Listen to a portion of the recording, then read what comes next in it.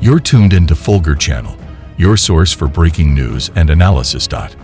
And today, we delve into a high-stakes maritime showdown that has the international community on edge. Before we dive in, make sure to subscribe, hit the notification bell, and give this video a thumbs up. Our story unfolds in the contested waters of Ayungin Shoal, where the U.S. Navy and the Philippine Army have intercepted a significant number of Chinese ships. The tension in the region has escalated, raising concerns about the implications for global geopolitics. Ayungin Shoal, located in the South China Sea, has been a hotbed of geopolitical tension due to its strategic significance. The presence of Chinese vessels in the area has sparked international concern, leading to coordinated efforts by the U.S. Navy and the Philippine Army to address the situation. Sources indicate that the Chinese fleet includes a variety of vessels, from fishing boats to larger naval ships. The motives behind this large-scale presence remain unclear, but it has triggered a response from the United States and the Philippines, both determined to protect their interests in the region. Some 50 Chinese vessels were spotted near Ayungin Shoal ahead of the rotation and resupply mission of the Armed Forces of the Philippines to BRP Sierra Madre, an American maritime security analyst said. In a post on X, formerly Twitter, last Thursday, former United States Air Force official and ex-defense attaché Ray Powell said the number of Chinese vessels in Mischief Reef, or Panganiban Reef, has increased from last week. Ray Powell, who leads Project Myoshu, South China Sea, at the Gordian Knot Center for National Security Innovation at Stanford University, told the Inquirer on Thursday that 35 big ships belonging to Qiong Sanchiyu fleet and 15 smaller ones were spotted at Panganiban. He said, "There may be more that I cannot see." Over the weekend, Powell said that a major rotation of maritime militia vessels was underway across the South China Sea. China is possibly maintaining its presence there until the Philippines' next resupply mission in Ayungin Shoal, also known as Second Thomas Shoal. According to Powell, China may be keeping force levels high there until after the Philippines' next resupply of nearby Second Thomas Shoal, Powell said. Meanwhile, Powell said last week that 27 Qiong Sanchiyu-class ships were deployed south of Spratly Islands and east to Scarborough Shoal. Last December, Powell reported that the Chinese vessels near Ayungin Shoal were in invasion mode information, which the AFP denied. BRP Sierra Madre has been grounded at the Ayungin Shoal since 1999. It is manned by more than a dozen Marines and sailors. It has become a symbol of Philippine sovereignty in the offshore territory.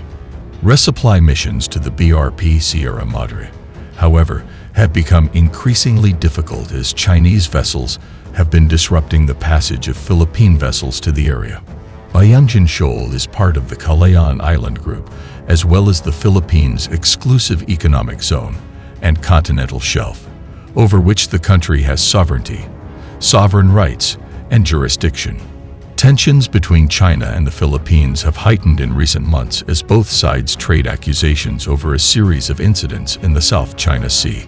China claims most of the South China Sea, parts of which are also claimed by the Philippines, Brunei, Malaysia, Taiwan, Vietnam, and Indonesia.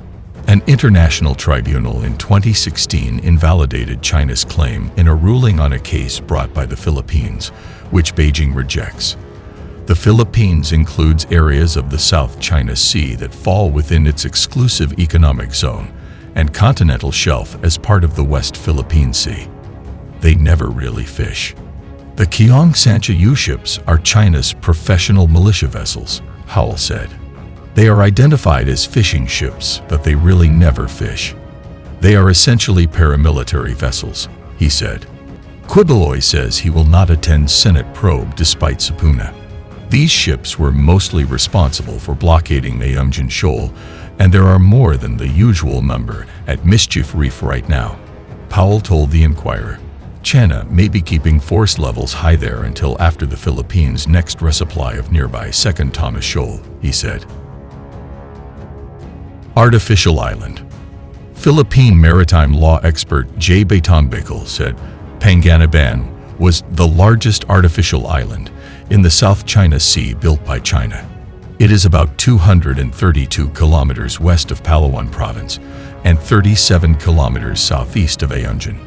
According to Batongbekal, it has port facilities that service the People's Liberation Army Navy, China Coast Guard, and maritime militia fleets. Panganiban is being used as a base by Chinese maritime surveillance aircraft and could also be used as an air base by combat aircraft, he said. Panganiban also has anti-air and anti-ship missiles, radars, and jammers, and it is the closest Chinese military base to the Philippines, said Batongbekal, who is head of the Institute for Maritime Affairs and the Law of the Sea of the University of the Philippines College of Law.